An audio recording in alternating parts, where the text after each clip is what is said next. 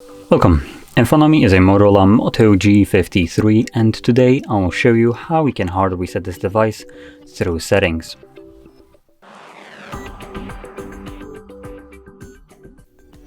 So to get started, we want to open up settings.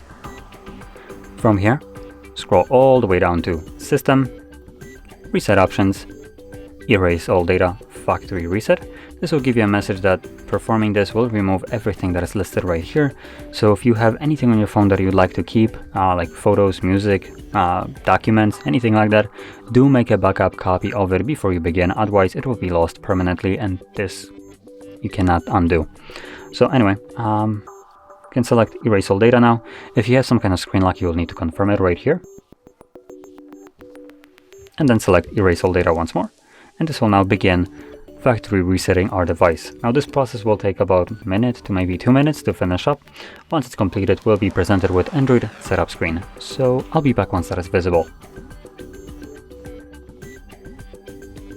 And as you can see, the process is now finished and you can set up your phone however you like. Now if you found this very helpful, don't forget to hit like, subscribe, and thanks for watching.